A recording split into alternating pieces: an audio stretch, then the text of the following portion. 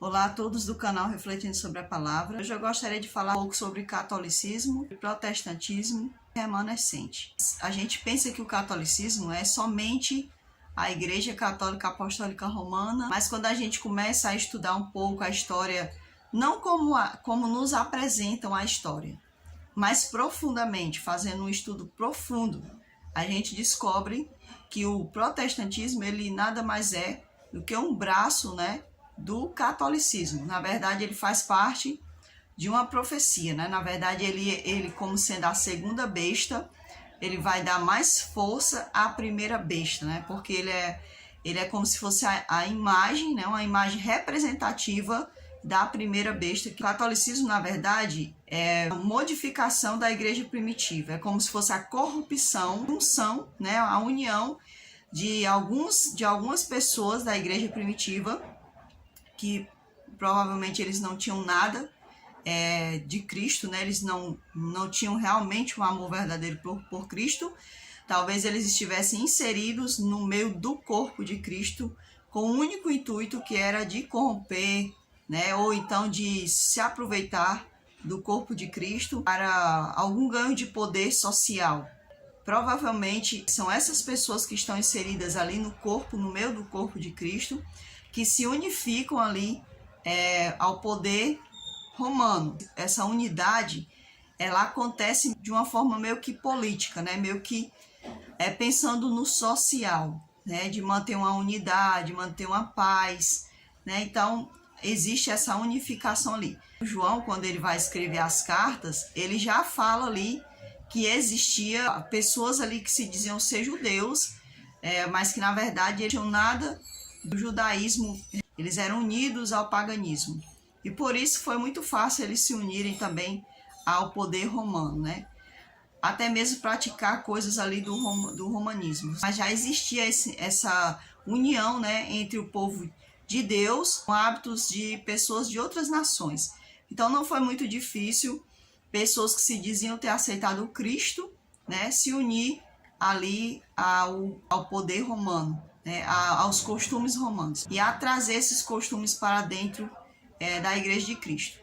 Na verdade, eles queriam obter um poder social, porque se a gente for ver assim, a história da época de Cristo, a época de Pilatos, a gente vê que os judeus, eles meio que manipulavam, a Bíblia fala que tanto Herodes como Pôncio Pilatos, eles ficaram assim com medo, da rebelião do povo. Que povo era esse? O povo judeu, Porque a Roma, ela tinha um poder ali sobre o povo judeu. Então, eles não queriam que o povo se rebelasse, Não queriam que o povo dissesse que eles não eram bons governantes, Como no caso Pilatos, no caso Herodes. Então eles faziam as coisas para agradar, a esse povo. Então a gente vê que o povo eles não eram tão cativos assim, Que eles ainda tinham assim uma força. Tanto é que eles tinham tanta força que eles, na hora que Pilatos foi dizer para eles falar sobre o julgamento de Cristo, eles mesmos disseram: não, a gente quer que crucifique ele, Que solte Barrabás. Não é que eles tinham poder, é que eles tinham essa capacidade, além induzindo de uma certa forma a política aonde eles viviam, onde eles estavam inseridos. Essa unificação, ela vai se tornando cada vez maior, até que acontece esse laço. Claro que essa unificação, ela vem a acontecer fortemente na época de Constantino, porque a gente sabe que Constantino foi o cabeça, ele que é trazido assim como o Moisés, Se você for ler o livro dos Mártires, a pessoa que escreveu o livro dos Mártires, John Foxe, ele vê o Constantino não como alguns protestantes veem, Alguns protestantes veem o Constantino como sendo uma própria presença do mal que unifica ali, Que insere o mal dentro da igreja primitiva. Mas John Foxe, ele não vê assim, ele vê como se o Constantino fosse um Moisés, Uma pessoa super do bem, uma pessoa boa, Por que ele pensa assim? Porque através de Constantino, os cristãos eles passam a ter uma paz, uma suposta paz, que na verdade não era paz, havia uma troca. Quando você troca Quando há essa troca, quando tipo você abre mão de algo em relação a Deus para obter uma paz nesse mundo, então na verdade isso chama-se você se deixar ser induzido pela besta. E nós sabemos que a besta é o poder romano, não é um poder papal, a besta é um poder romano, né? Ela tem esse poder, por ela ser o último poder, né, que existe, então ela vai se inserindo cada vez mais e agora ela tem esse poder muito grande de manipulação sobre o mundo. E aí entre os papas, né, que são líderes espirituais.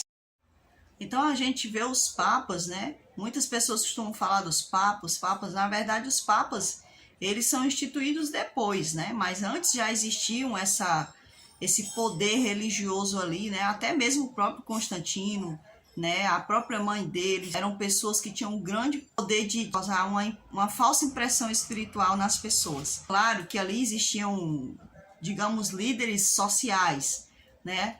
Por exemplo, existiam as pessoas comuns, pescadores, e outras pessoas comuns, mas existiam pessoas que tinham posições, por exemplo, os fariseus, saduceus, né? E essas pessoas, elas queriam cada vez mais um poder social. Não somente fariseus, saduceus, mas outras pessoas mais, né? Líderes, pessoas de grandes posições financeiras, né? Então essas pessoas, elas vão se unificando a Roma, porque de uma certa forma eles queriam ter essa capacidade, né, de se chamar assim, ser visto como líderes, grandes líderes sociais.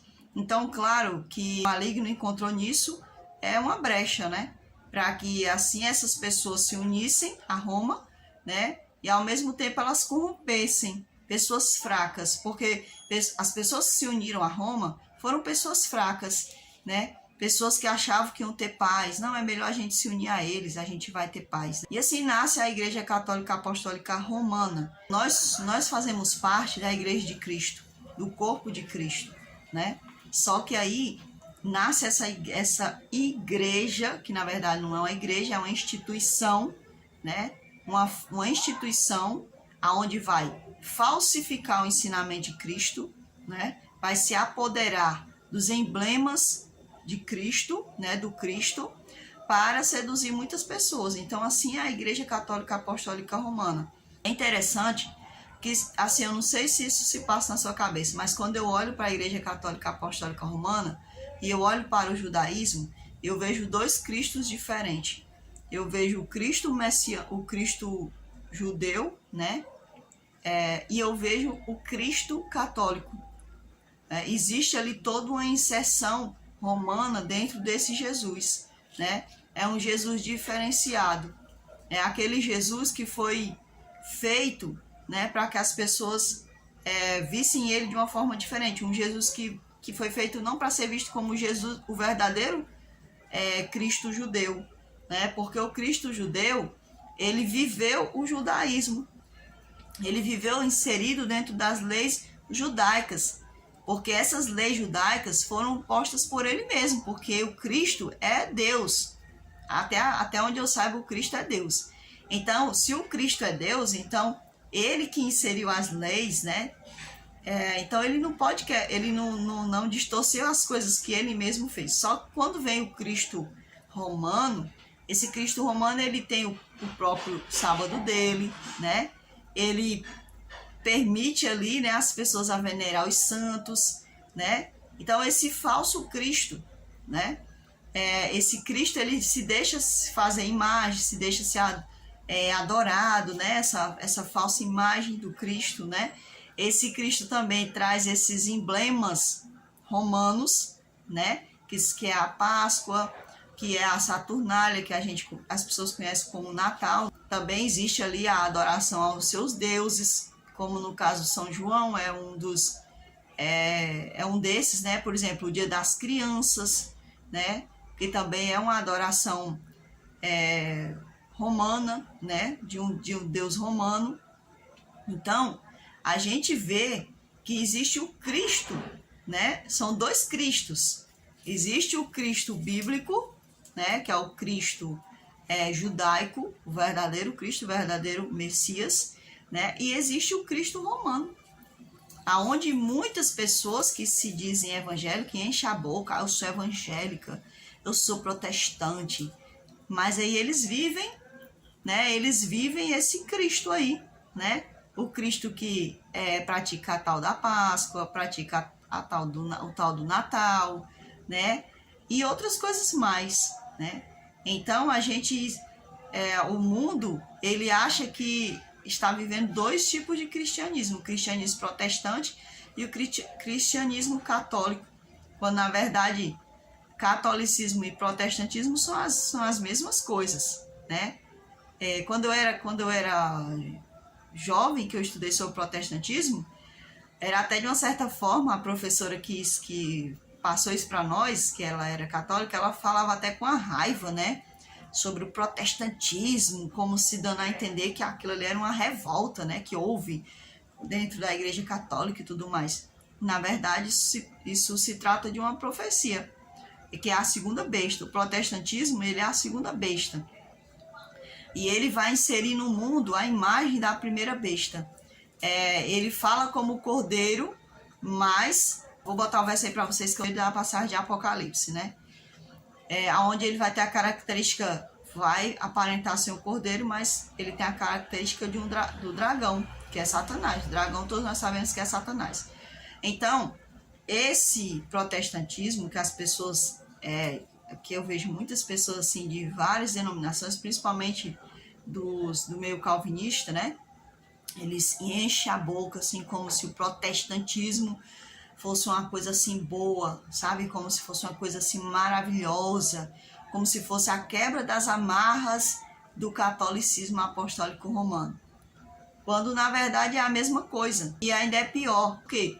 Porque ele faz com que as pessoas adorem a primeira besta. Por que eles fazem com que as pessoas adorem a primeira besta, o protestantismo? Porque ele traz em si todo o ensino da Igreja Católica Apostólica Romana, ou seja, da primeira besta.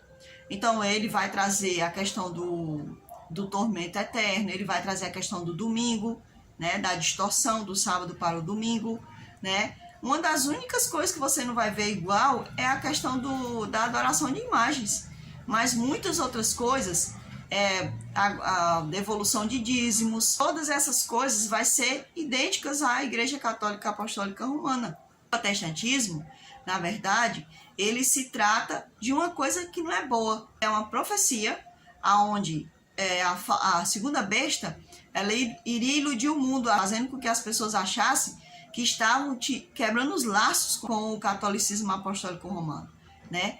E aí onde entra aquela passagem que também fala assim, que a primeira besta, ela foi ferida por espada, mas depois ela teve a sua ferida curada. Muitas pessoas levam essa passagem para a questão social. Diz que foi a época que o Papa foi preso, que a Igreja Católica Apostólica, de certa forma, perdeu a sua força.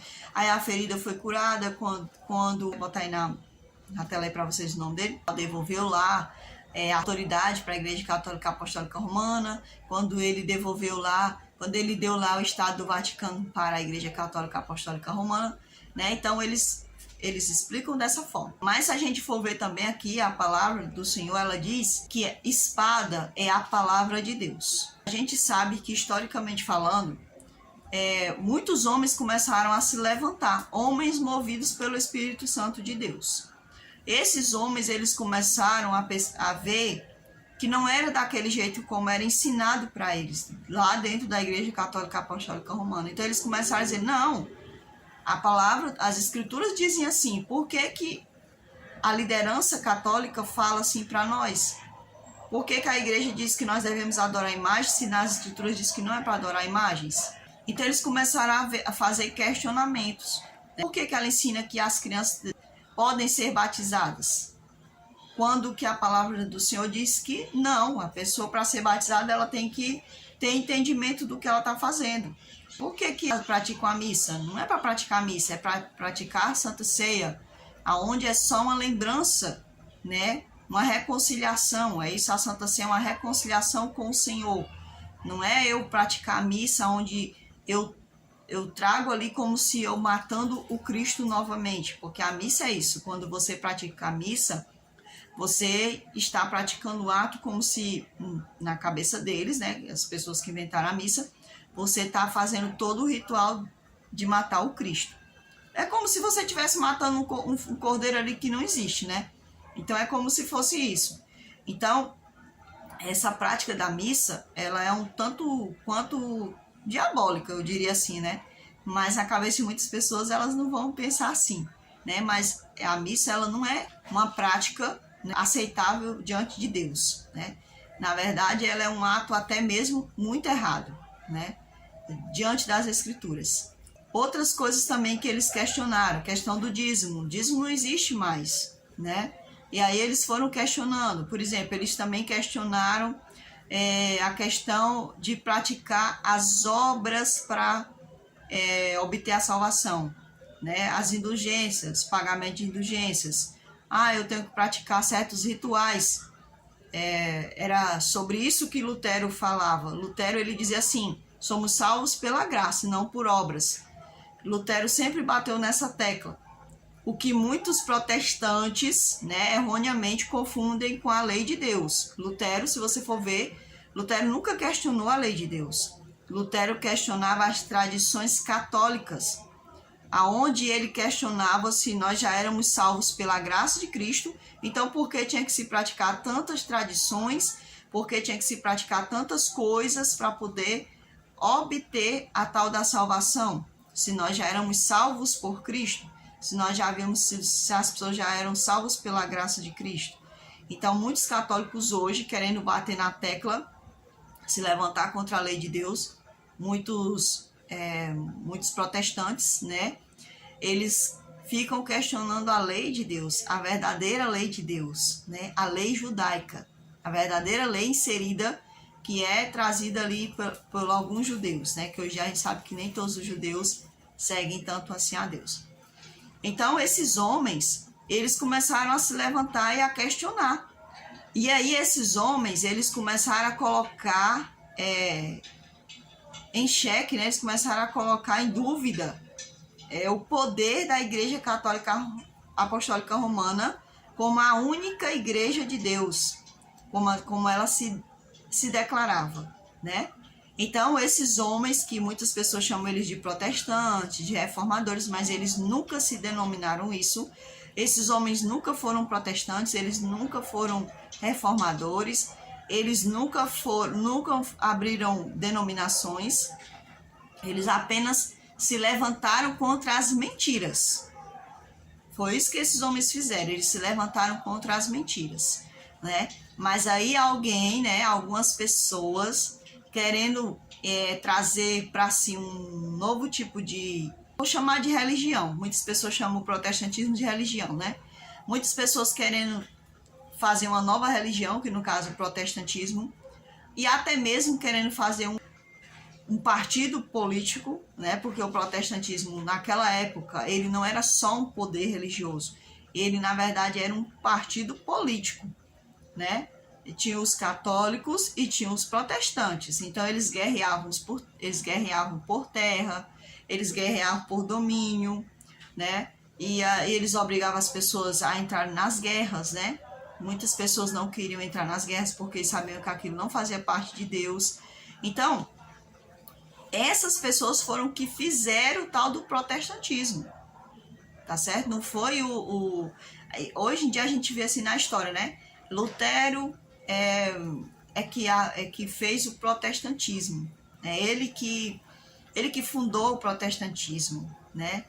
No ano tal, né? As pessoas costumam muito dizer isso sobre Lutero, quando que Lutero nunca fez isso. Na verdade, Lutero foi como John Wycliffe, como Tyndale e como tantos outros. Ele apenas foi um dos que também questionou, lutou contra, né? Questionou essas coisas, né? Que eram pregadas pela tal da Igreja Católica Apostólica Romana, que detinha para si o título de a única Igreja verdadeira de Deus, né? Por que ela detinha esse título? Porque existiam os remanescentes. Quem eram os remanescentes? Eram aqueles cristãos verdadeiros. Os verdadeiros filhos de Deus. né? Não estou dizendo aqui que no meio do catolicismo, no meio do protestantismo, não existam verdadeiros filhos de Deus. Mas aquelas pessoas que realmente eles estavam dispostos a pagar um alto preço para carregar sobre si o nome de Cristo, custasse o que custasse. Esses eram os remanescentes.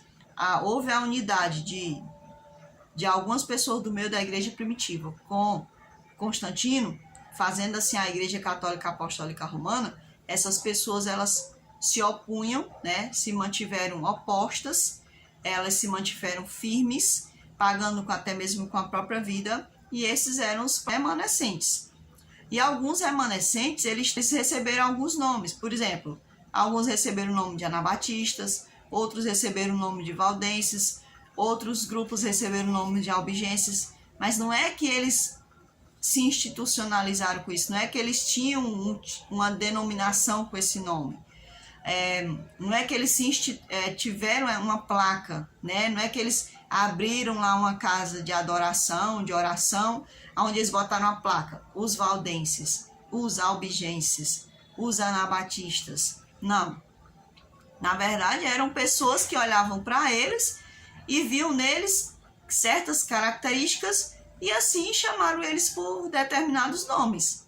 Por exemplo, os anabatistas, eles eram chamados assim porque eles eram contra o batismo de crianças, né? Eles eram contra o dízimo, que era cobrado tanto no catolicismo quanto no protestantismo, mas isso as denominações não contam, né? Isso aí quando a gente quer conhecer a verdade de Cristo, a gente ora a Deus e a gente, ao estudar, a gente ao ler, ao assistir certas coisas, né, a gente vai percebendo as verdades escondidas ali atrás, que a história não vai te contar detalhe por detalhe, que dentro da denominação tão querida por muitos, né, não vai contar para você, né?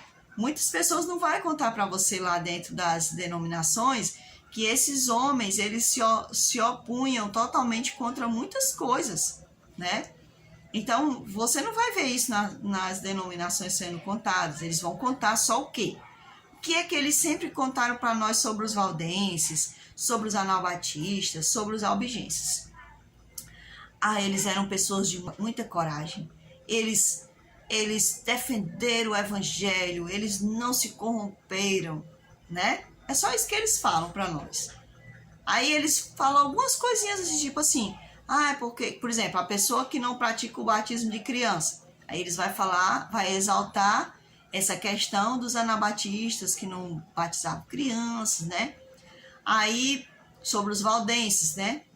Aí, sobre os albigenses, por exemplo, eu mesmo já vi no meio da IARGE pessoas falando que os albigenses guardavam o sábado, né? Assim, por que eles guardavam o sábado? Porque a maioria deles vieram da verdadeira igreja primitiva. E a verdadeira igreja primitiva, eles sabiam que não se deveria transgredir o sábado, o sétimo dia, né? Então, as pessoas, quando elas vão lá para as denominações, existem coisas que elas não vão descobrir. E muitos nem querem descobrir. Muitos estão tão acomodados, estão tão felizes com as mentiras que estão escutando e com as meias verdades, né? Que estão passando para eles. Tá bom demais assim. Não precisa eu aprender mais nada, não. Porque se eu aprender, aí eu vou ter que pagar um preço. E um dos preços que você paga quando você descobre certas verdades é que você praticamente vai ser isolado, tá certo? Muitas das vezes você vai ter que viver isolado de outras pessoas. Primeiro porque muitas pessoas não vão querer ter amizade com pessoas que querem andar em certos caminhos da verdade divina. Outras não vai querer que ser associado a essas pessoas, né? E outras porque acha que você é um herege tão grande, você vive debaixo de uma heresia tão grande que eu não posso, ele é um pecador muito grande, eu não posso me corromper com essa pessoa, né? Então, esse é um dos fatores. Outros fatores é que você não vai ser bem visto, né? Então, tipo assim, olha, se eu escolher essas verdades, aí eu vou perder, eu não vou mais poder cantar lá dentro da denominação, não vou mais poder pregar, eu não vou mais poder fazer isso nem aquilo. Aí eles começam a ver só, eles não vão por Deus. Porque a questão hoje é que as pessoas, elas não se preocupam com Deus, com o que Deus está pensando, com o que Deus está mostrando para elas. Sabe por quê? Porque as pessoas, elas estão preocupadas em agradar outros seres humanos. E enquanto eu e você estivermos preocupados em agradar seres humanos, nós nunca vamos sair do calabouço da mentira. Nós nunca vamos sair das amarras da mentira. Porque se eu for viver a vida inteira para agradar o ser humano, eu vou deixar de agradar a Deus totalmente. Muitas pessoas, elas estão acomodadas, né? E outra, a questão de você ir para uma denominação, isso traz para muitas pessoas status. Então, elas não querem perder os status, elas não querem perder aquelas amizades, que muitas das vezes nem amizade não são, né? Porque um verdadeiro amigo, ele não deixa de ser seu amigo. Infelizmente, muitas pessoas, elas se agarram a isso e nunca vão conhecer a verdade de Deus. Elas até oram a Deus: ai, Senhor, quero viver a tua verdade. Aí Deus mostra a verdade para essa pessoa. Mas às vezes essas pessoas não têm coragem de viver a verdade de Deus. Elas preferem mentir, né? Elas preferem viver uma falsa ilusão do que viver uma verdade. De ser firme. Olha, eu descobri isso. Por exemplo, eu descobri que o sábado era do Senhor. E eu passei a viver essa verdade. Antes mesmo de entrar na Adventista do Sétimo Dia. Porque eu descobri dentro da palavra. Então, muitas pessoas, elas têm medo de viver as verdades de Deus. E aí, quando elas entram dentro das denominações, por exemplo, muitas pessoas estão dentro da Igreja Católica Apostólica Romana, elas descobriram que é pecado adorar imagens, que é pecado fazer culto às imagens. Mas elas sabem que lá dentro da Igreja Católica Apostólica Romana, existe os cultos às imagens. Existe o dia do fulano de tal, do ciclano, do beltrano.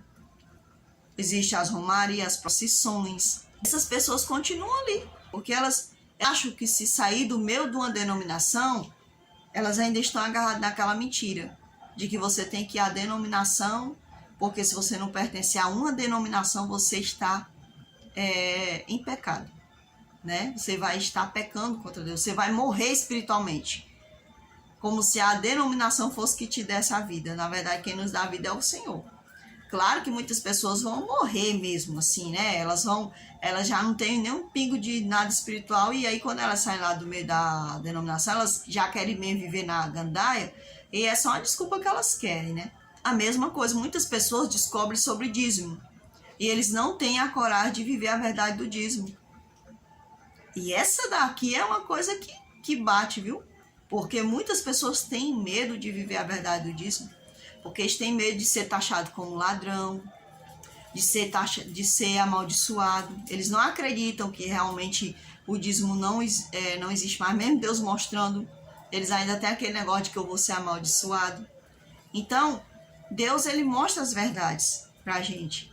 Por exemplo, uma pessoa que é da Assembleia, ou da Católica, ou da Presbiteriana, que ele descobre lá na Bíblia, a Bíblia, o Espírito Santo está dizendo para ele: olha, o sábado é o 7º dia, não é o domingo. Mas aí ele continua guardando o domingo. Por quê? Porque senão eu não posso ir contra os meus irmãos. Eu não posso ir contra a minha denominação. Então essas pessoas, elas vão se perder porque elas estão obedecendo mais aos homens do que a Deus. E isso é muito grave. É por isso que o Senhor diz que os perdidos são como a areia do mar. É por isso que a palavra de Deus diz isso. É aquela passagem que eu estava falando sobre a questão da besta. A besta foi ferida com a espada, né? Foi ferida de morte. Então, quando esses homens começaram a se levantar contra a besta, que eles estavam no meio da besta, eles começaram a se levantar no meio da besta. Eles começaram a quebrar o poder da besta, pelo poder da palavra de Deus. Só que aí vem o protestantismo. Ele vai dar força. Ele é como se fosse uma ferida sendo curada.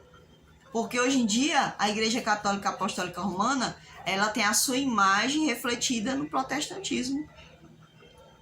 Porque o protestantismo deu força à besta. Ao invés de ele matar a primeira besta, né? O protestantismo, ele exalta a primeira besta. Ele sara essa ferida. Por quê? Porque ele começa a continuar os mesmos legados que ela. Ele continua dizendo que não, se você não... Olha, se você não aceitar Jesus, você vai para o fogo eterno. Você vai para o inferno. Que é o ensinamento católico apostólico romano, né? E ali ele também insere nas pessoas a questão do dízimo. Se você não devolver o dízimo, né? Muitas igrejas evangélicas, elas pregam que o dízimo, ele faz parte da salvação. Inclusive a IARD. A IARD é uma delas, né? Que prega que se você não devolver dízimo, você está correndo o risco de ser condenado por Deus. Tá certo? E muitas outras igrejas também pregam isso. A questão do domingo. Essa aqui é uma das coisas mais fortes que existe. Que é uma das ligaduras mais grandes que tem entre o protestantismo e o catolicismo. É o domingo. O domingo e a imortalidade da alma são as ligaduras mais fortes que existem entre o protestantismo e o catolicismo. A gente vai ver que o protestantismo, ao invés de ele matar, né, o poder da primeira besta, que é o catolicismo, na verdade ele faz dar mais ênfase. Ele faz com que a Igreja Católica Apostólica Romana ela seja mais lembrada ainda. Porque quando um evangélico ele fala assim para mim, ó, um protestante fala assim para mim, olha, o dia do Senhor é o domingo, porque o Senhor ressuscitou no domingo. Quando ele fala isso para mim, eu não estou me lembrando das Escrituras. Não vem à minha mente as Escrituras, porque isso não está dentro das Escrituras. Vem na minha mente o quê? A Igreja Católica Apostólica Romana. Porque isso é uma tradição dela, isso foi um ensinamento dela, ela que criou isso. Então, ele está apontando quem? Ele está apontando a besta, a primeira besta. Ele não está apontando as Escrituras. Por isso que ele parece o cordeiro, mas fala como o dragão, né? Na verdade, ele traz em si a autoridade do dragão, né? Então, a gente vê aqui que o catolicismo, o protestantismo, são duas desgraças que existem no mundo, né? Porque ambos fazem parte de uma profecia de engano. O protestantismo, que é o mesmo falso profeta. Ele é o falso profeta porque ele insere no mundo a falsa palavra. Ele mente para as pessoas. As pessoas pensam que estão ouvindo a verdadeira mensagem de Deus, porque o profeta ele é um mensageiro de Deus. Então, se o protestantismo ele é o falso profeta, isso quer dizer que ele está trazendo uma falsa profecia de Deus para as pessoas. Catolicismo e protestantismo são duas coisas iguais. Só que na cabeça da sociedade foi inserido que são coisas diferentes. É a mesma coisa. E aí quando você vem para o remanescente é aqueles que quebram as amarras, tanto com o catolicismo quanto com o protestantismo. O remanescente é aquele que quebra com as amarras das instituições religiosas, né? Com esse sistema da Babilônia. Esse é o remanescente. Então o remanescente ele não tem parte nem com o catolicismo e nem com o protestantismo. A parte dele é com o Cordeiro. É com o Cordeiro de Deus. É com ele que o remanescente tem parte. É a ele que o remanescente vai se agarrar. E o remanescente, ele vai receber a voz do Senhor. Ele vai ouvir a voz do Senhor, assim como um dia eu ouvi. Quando eu era da Igreja Católica Apostólica Romana, quando eu era dessa denominação, que eu comecei a estudar as Escrituras, o Novo Testamento, né? Aí, logo vieram bater na minha porta o outro engano, que agora eu sei que era um engano, mas antes eu não sabia que era um engano, fazia parte do engano. Bate na minha porta e eu recebo ali com a maior alegria, por quê? Porque para mim era uma novidade, eu não conhecia muitas coisas. Mas claro, aqueles irmãos não tinham culpa, eles não sabiam que também estavam levando um engano para outras pessoas, assim como eu também já levei um dia, né? Se eu fosse da Igreja Católica, se eu tivesse procurando adeptos para a Igreja Católica, eu diria, eu enganei as pessoas levando elas a acreditarem que a Igreja Católica era a Igreja de Deus. Se eu fosse da Assembleia, ou da Presbiteriana, ou da Batista, eu ia ter esse mesmo, estaria falando essas mesmas palavras agora, né? Mas aí eu fui lá da IARD. E aí, né, as pessoas, elas me procuraram como adeptos, assim como um dia elas foram procuradas como adeptos para a denominação. A gente cai na rede, né, acha que está conhecendo a verdade, a gente cai na rede novamente do engano, né? Só que um engano sutil. E aí Deus, ele me mostra aquele sonho, que na época eu não entendia esse sonho. Na verdade, eu entendi assim, né, no sonho. Por exemplo, quando eu comecei a frequentar a IARD, não era nem batizada ainda, estava me preparando para batizar, né, que muitas das vezes a gente acha que está batizando por Cristo, mas na verdade eles querem batizar você para você ser um membro, um adepto daquela denominação, né? É isso que as instituições fazem. Eles não batizam você por Cristo. Eles batizam para que você seja um número naquela denominação. Mas claro que o batismo das pessoas, eles não estão invalidados porque a gente batizou por Cristo. Naquele tempo eu tive um sonho, né? E é nesse sonho, eu já contei esse sonho aqui no canal, não me lembro em qual vídeo, mas eu já devo ter contado. Nesse sonho, né, eu lembro que eu entrava num lugar e ali existiam pessoas fazendo uma prática de uma adoração. Na minha mente, parecia serem muçulmanos e ao mesmo tempo parecia ser pentecostais. E só que o que estava acontecendo comigo para eu entrar naquele lugar? Havia uma espécie de um, eu vou dizer um monstro, mas não era um monstro, né? Era como se ele fosse um morcego gigante. E ali finalizar aqui o vídeo, né? Eu tive que fugir ali do lugar onde eu estava, porque começou ali umas músicas e tudo mais.